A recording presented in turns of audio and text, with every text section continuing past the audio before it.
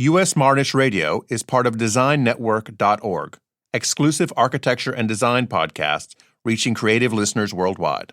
Hi, I'm Emily Pillaton Lamb. I'm the founder of Girls Garage and Project H, and you're listening to U.S. Modernist Radio. Mama don't allow no architecture around here. Mama don't allow no architecture around here. Oh, I don't care what Mama don't allow, gonna draw mine modern anyhow. Mama don't allow no architecture around here. Welcome to U.S. Modernist Radio, where we talk and laugh with people who enjoy, own, create, dream about, preserve, love, and hate modernist architecture, the most exciting and controversial buildings in the world. It's almost a certainty that before anyone owns a modernist house, they own a piece of modernist furniture, the gateway drug of great architecture. Today's guests are Amy Auscherman, design archivist at Herman Miller, famous for the Aeron chair, the Noguchi table, the Marshmallow sofa, and the Eames Lounge Chair, among many other icons. And we'll be talking with Gwen Emery, director of library environments at North Carolina State University Libraries, and the author of the book ChairHunt. Later on, we'll spend a few minutes with architect Frank Harmon. And now, probably wishing he were lying on an Eames ES-106, Mr. Modernism, George Smart. Thanks, Tom. Ah, yes, the Eames ES-106, the Ferrari of chairs. It's really a chaise lounge, so while you can sit on it, you're better off lying down, which is its preferred use. And of course, it's covered in rich Corinthian leather, so luxurious and comfortable that even vegans are tempted. The story goes that creators Charles and Ray Eames got a visit from director Billy Wilder, who wanted a daybed on which to take power naps during film production in Hollywood. It took about 13 years, but the ES-106 eventually came out, and Wilder was first in line. Later, the classic was renumbered as the H-106. You can search for these on Craigslist and eBay, and if you're lucky enough to get one, you'll likely not want to let it go. I saw one at auction 3 years ago, and I am still flogging myself for not bidding. U.S. Modernist Radio is underwritten by Wendy Robineau and Don Beskin, and by Modernist realtor Angela Roll. In a timeless adventure that we are completely making up, realtor Angela Roll grew up in Estonia, the daughter of a former ambassador wrongly accused of spying on next-door Lithuania. He was cleared, it turns out, because Estonia only has 6 spies, and everybody pretty much knows who they are. After a night of partying with Le Corbusier's cousin, Boozy Corbusier, Angela took the ferry across the Gulf to Finland, causing an international incident involving a little red dress, a wood-turning lathe, the Finnish Coast Guard, and a 2,400 euro bar tab she had accidentally signed over to Bjork. Angela escaped the resulting media frenzy on a train to Denmark in the company of international man of mystery Erik of Aarhus, whom she later married. Specializing in modernist houses, Angela advises buyers and sellers on everything from appropriate renovation to shipping a wood-burning lathe from Helsinki. Reach her at angelaroll.com. That's ROEHL or 919-995-0550. Thank you, Tom. Amy Auscherman is head of archives and brand heritage, that sounds very stately, for the Herman Miller Company, headquartered in the sprawling metropolis of Zeeland, Michigan.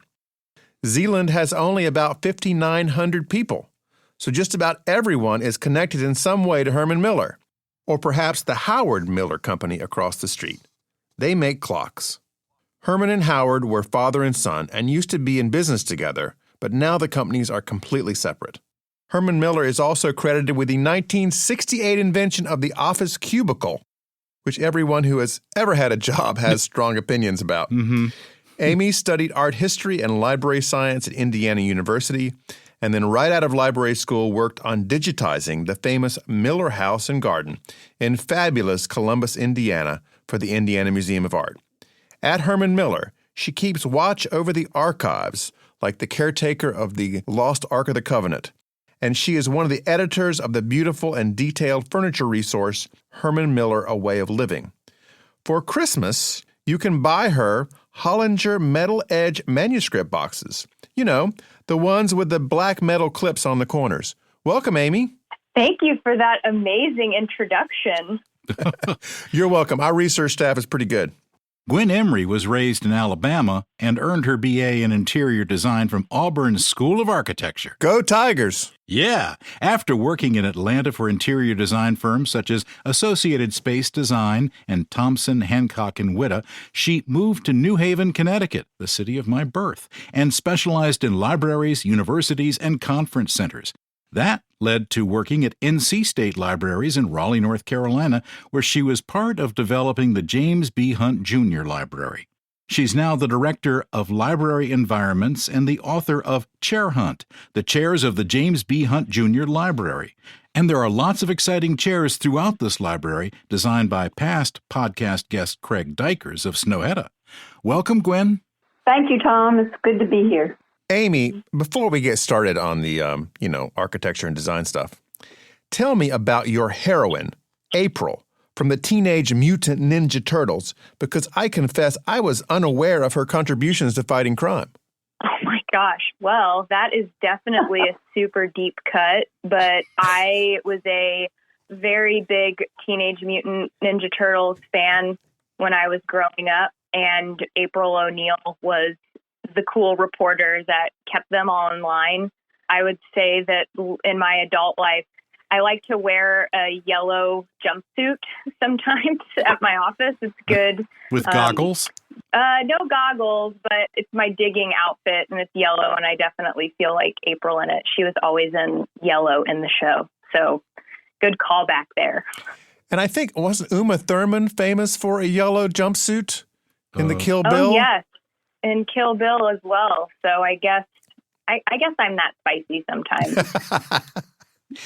Well, Amy, tell us, how did Herman Miller get started, and what happened between Howard and Herman?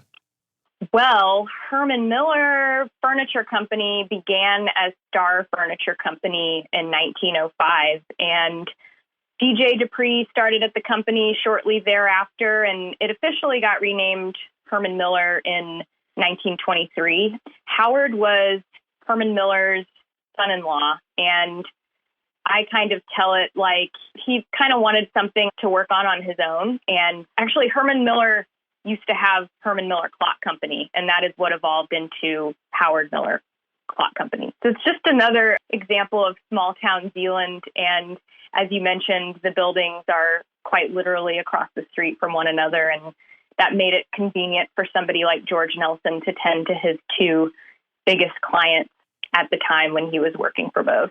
Are there any other businesses like Miller Bakery or Miller Dry Cleaners? Not that I'm immediately aware of. Now, Amy, you were recruited to Herman Miller in part because of your social media presence. Were you an influencer of something before?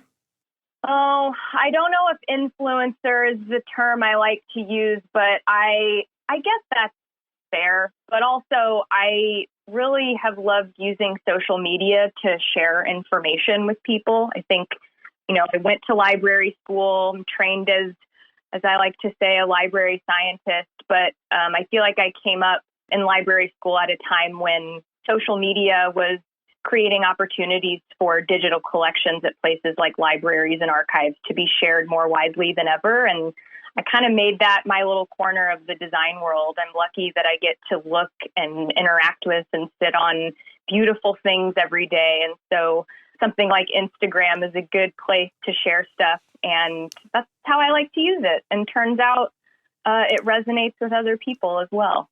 Oh, sure. These shots of different pieces of furniture set against the right background can be just mesmerizing. Absolutely. Absolutely. Now, Gwen, before you came to NC State, you worked on Yale's Art and Architecture School. Tell us about that project. I worked with Charles Guasmi on the Art and Architecture School, and he was quite charismatic, wonderful leader, and he was truly devoted to the modernist furniture, modern architecture, modernist furniture. And we went through every space. We designed studio tables specifically for the students, but the rest of the furniture was all Herman Miller, Knoll, all the classics. Some of the classics that he had rebuilt, which was interesting, and It took us about a year. It's a 250,000 square foot building after he added the art school. And it was a lot of fun. It was a lot of fun working with Charles, and it was a great project. And that's what I think resonated with Susan Nutter, was part of that. What year was this? I think that was in 2012. It was the year before Charlie passed away. So we spent 2 or 3 years on that project, and we went through it, we finished it, and then he became ill. And I think a year or so later, he passed away. It was originally designed by Paul Rudolph, right? It certainly was. And Charles, I think the Paul Rudolph building had 17 different levels in the building. So the magic was to make the building level and the spaces level so it was accessible to people. And it was quite a challenge, but he did it, and he got a great team that worked on it. So it was a great building to walk through when all the walls were down, and it was a great building to experience as the walls went up. I know every inch of that building, and that's why I love to start with a brand new building or a building that's gutted so I can be part of that growth. It's really fascinating to me. Now, Amy, when Herman Miller started out, it wasn't in the modernist movement, was it? It was just putting out furniture. When did it kind of pivot to putting out super cool furniture? Yeah, so it started off as an antique reproduction furniture company, which a lot of the manufacturers were doing here in West Michigan.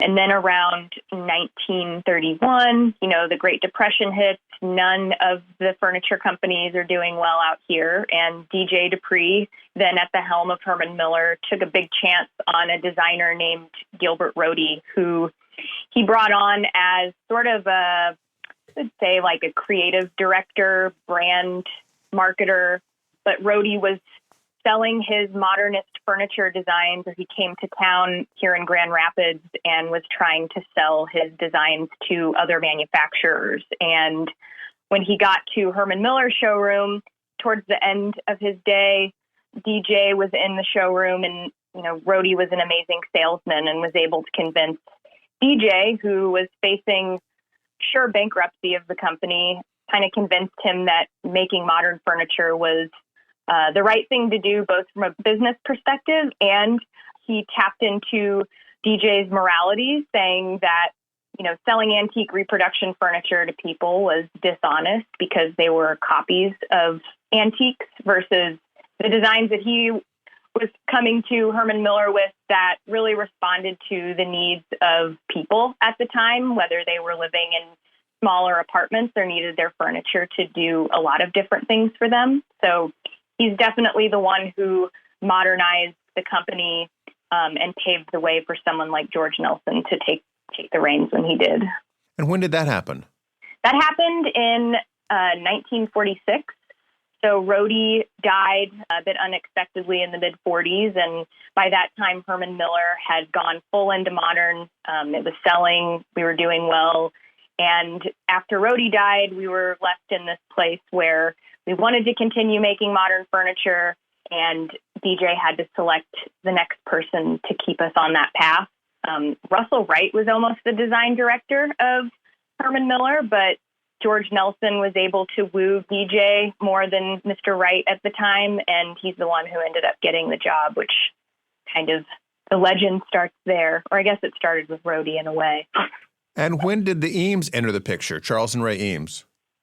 So the Eameses came on pretty immediately after George Nelson was hired as the design director. And Nelson was, he wasn't trained as a furniture designer. He was a working architect and a magazine editor. So he had an editor's eye and was also paying attention to what was going on just generally in the industry. And the Eameses were already kind of famous. Charles and Aeron had won the MoMA organic furniture competition. And then by the time Nelson came on board at Herman Miller, Charles and Ray were gearing up for the first Eames furniture show at MoMA. And they officially came on board. Herman Miller started selling Eames furniture in about 1947, and then we officially acquired the molded plywood business from Evans, who was the company the Eameses were initially working with This is deep nerdery, but Herman Miller was initially just a licensee or somebody who could sell Eames furniture, but then by the late 40s, we had acquired the technology, so the molded plywood presses, and brought that business completely in-house and brought the Eameses on board as also design consultants. And that was just a boom right there. I mean, their designs were popular all over the world. Absolutely. I mean, I would say that Eames furniture was probably a bit to Nelson's chagrin a little bit because he brought them on. But, Nelson was designing case goods. People in his office like Irving Harper were doing things like experimenting with the Marshmallow sofa or modular seating. And the Eameses kind of brought immediately a seating business to Herman Miller, which we think of the Aeron now, but our ergonomic seating business truly started with Charles and Ray Eames and the LCWs and the molded plywood furniture that was informed by the human body. But definitely this coming of both Nelson and Eames around the same time definitely changed the course of the business that still affects us today. Now, in Raleigh, North Carolina, we have two modernist buildings. One is our state legislature, which was built in the early 60s, and one is the original new wing of the Museum of Art out on Blue Ridge Road, both designed by Edward Durrell Stone.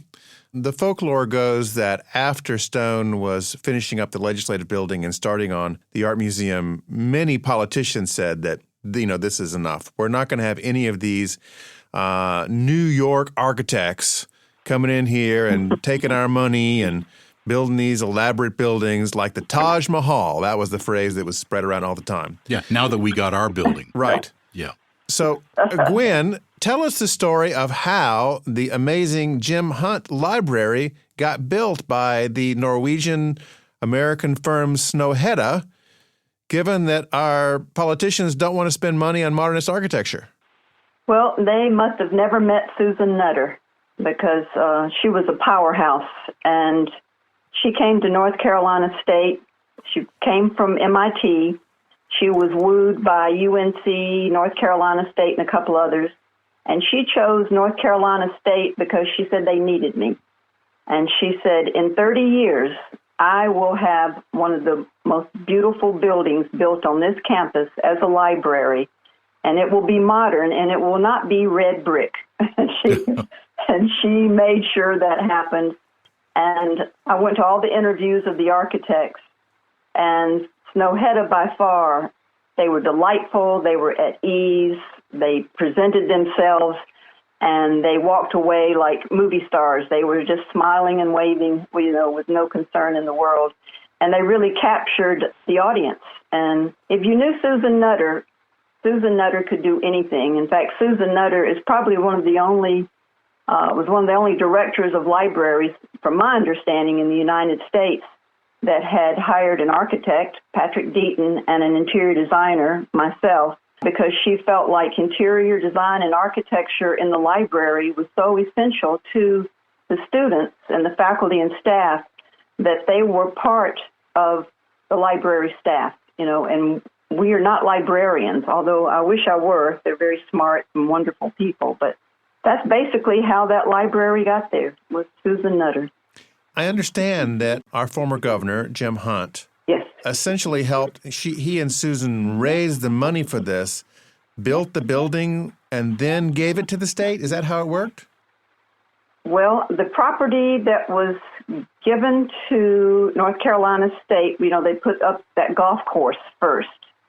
And then James Hunt and Susan Nutter did raise the money, but there are a lot of capital funds came to that library. We were due a new library. The population at North Carolina State is 35,000 plus students, and the D.H. Hill Library, as wonderful as it is, needed a larger library or more space for books and for engineering. I mean, it's one of the largest schools for engineers. And there was a lot of private funds. Susan and Governor Hunt were great at raising private funds, and I think so altogether it just made for a wonderful story. And the chancellor and the provost, they loved Susan. They loved her energy. They loved her, the way she moved, the way she talked, and the students loved her. I don't know anybody that ever had an angst with Susan Nutter about anything. Now, our state government, they don't really want to buy super nice stuff. So how did you pay for these unbelievable chairs we're going to talk about that are scattered through the Hunt Library? We came up with a budget, and it was based on the budget for the Art and Architecture School. Same amount of square footage. Population was a little less. We had a little over $2 million in money from the state to buy furniture. And I told Susan that our budget at the architecture school was $5 million. And a lot of that went to case goods, which was built-in millwork. Sure. And so she went out and she raised the additional funds, private funds, so we could have Barcelona chairs and Eames Lounge chairs and the many, many coconut chairs that Amy counted when she was there. So, you know, it was a coming together of what you want furniture that's going to last. You have a return on your investment. And the classics and the way that furniture was made, it still looks great right now. And we're 10 years into the game almost. And chairs in a college library must get a lot of use. They really have to be durable. They have to be very durable. Some students sleep there. You know, we have students sleeping there a lot, and I had a security officer come to Susan and say, we've got kids sleeping in the library. And she said, and don't you dare wake them up because they need their rest. You know, all of the chairs, the classics, they've held together well. The only chair that didn't do well was the Bertoia chair, and I think it was the number of wells on that chair where the kids must have sat 24/7 and kind of rocked back and forth and broke the wells, and we had to remove those chairs. Those wells will come loose. Well, and they become dangerous after they become loose. So, you know, we have the Bertoia chair up at the Yale Art Gallery that's been there for, I don't know, 50, 60, 70 years, and they look just like they did the day they bought them. Our chairs are now in storage, and we're thinking about welding them ourselves and just, you know, accepting the fact that we won't have those beautiful jewelry-like details that Bertoia made to make that chair, but we don't plan to give them up. I'll put it that way. Amy, let's go back to you. There's a society of archivists, right, of corporate archivists you belong to? So I am part of the Society of American Archivists. That's sort of like our professional organization. And then there is a special section within that organization that are the business archivists.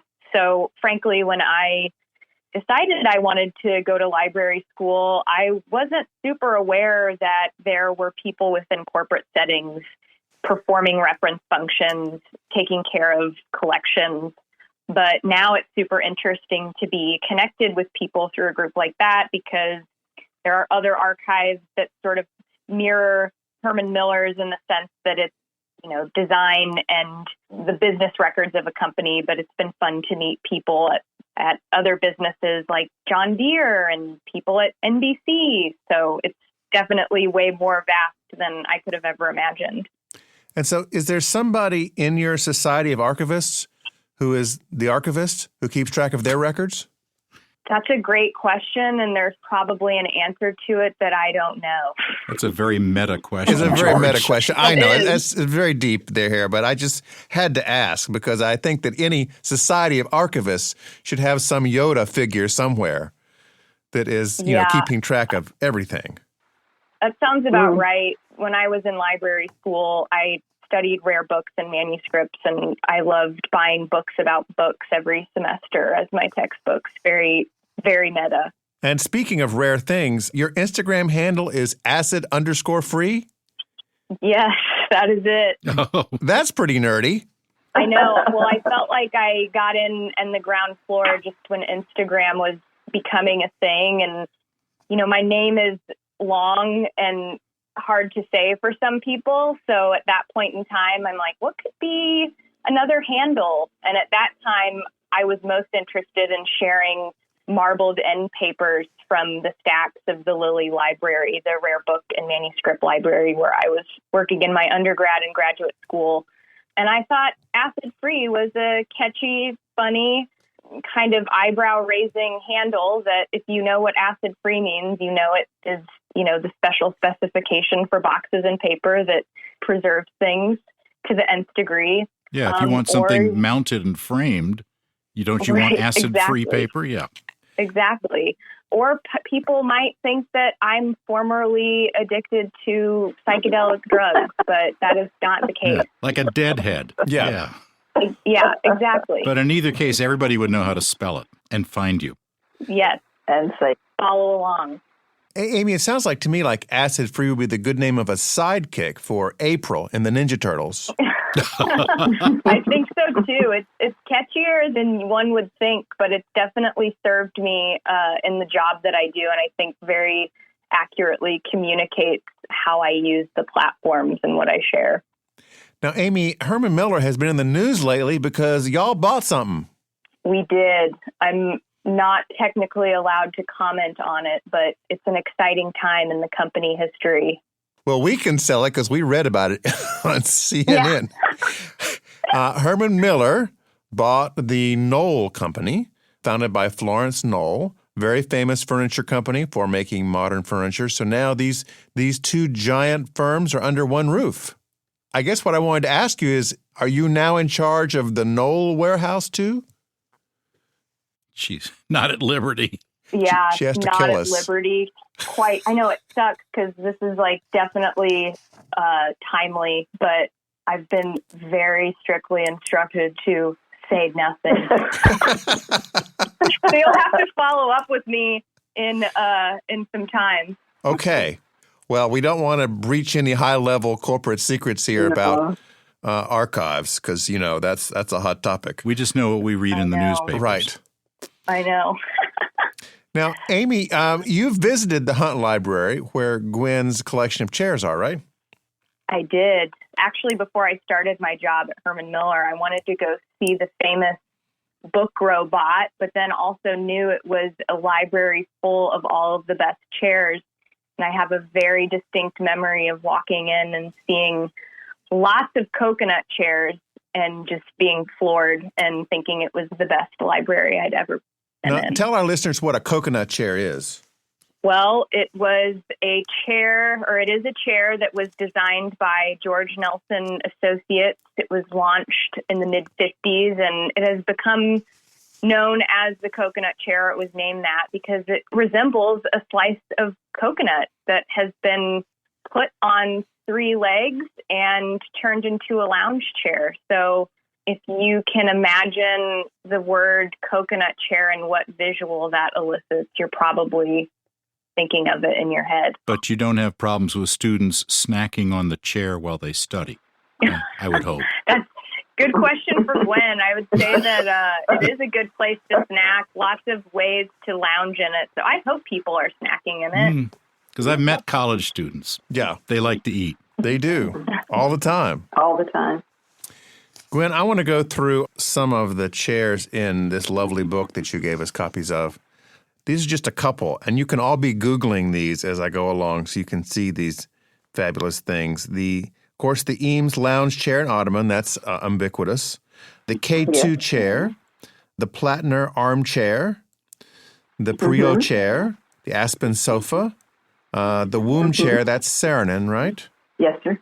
The Scissor Lounge chair, the Radius sofa, the Bertoya diamond chair, the Wing chair, the Tulip stool, the Egg chair, the Contour bench, the SM1 lounge chair and sofa, the Wing chair CH445, which sounds like a secret kind of evil formula. Maybe that's something that Amy can't talk about either. Or a sidekick to R2-D2. Yeah, a very secret chair.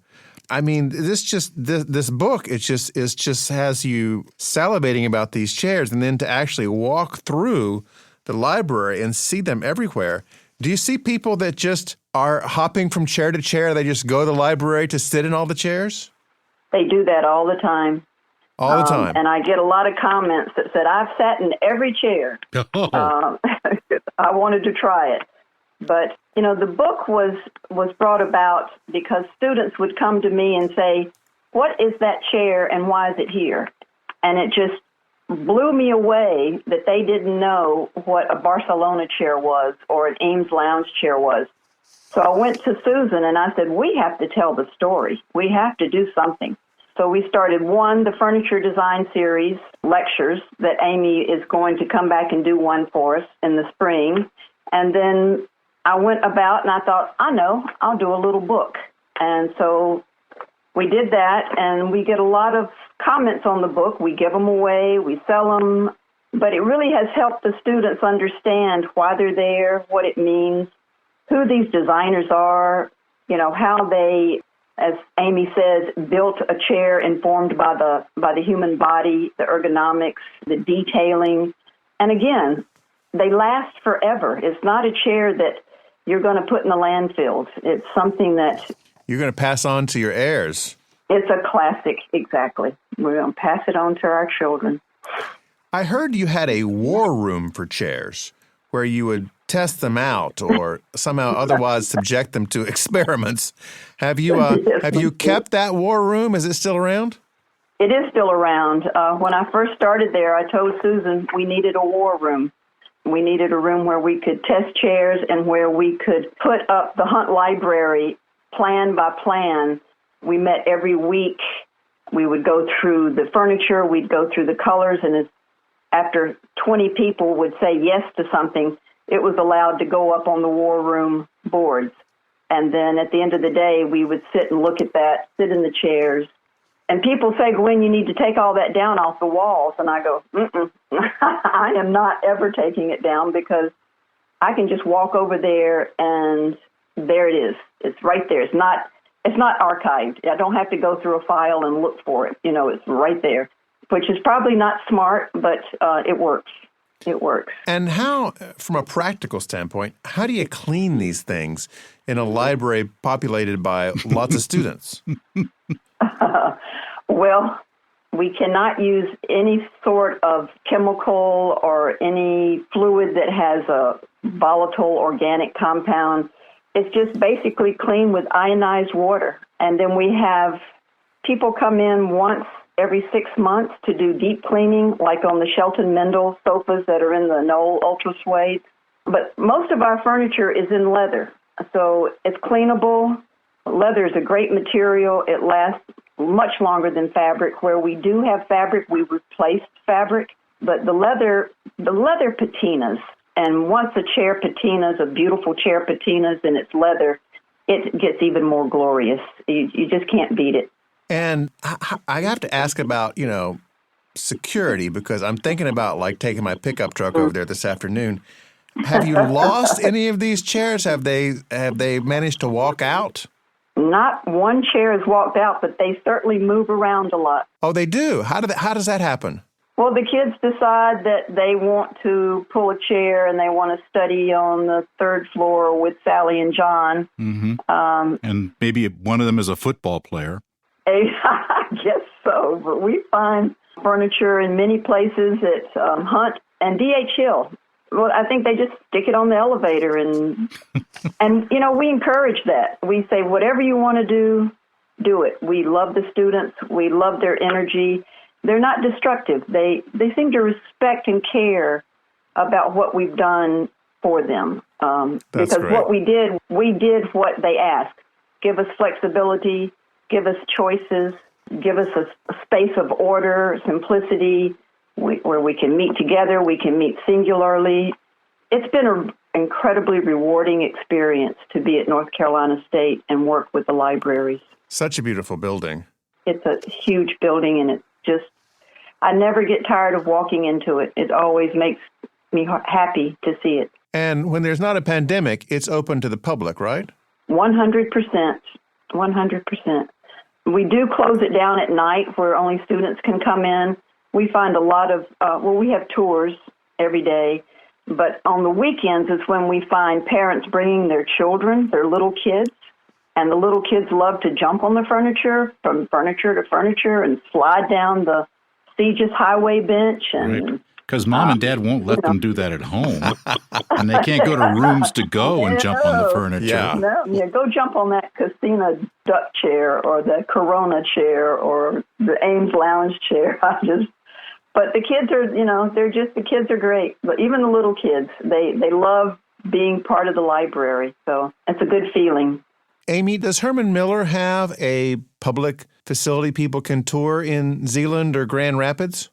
Not at the moment, but I would say the closest experience like that is open now is at our new location in Fulton Market in Chicago. There's actually an archival exhibition up now that is based on Herman Miller, A Way of Living, the monograph about the company. But there is an archival exhibit that you can go visit now. It's up through October, which is a bit like visiting the archives.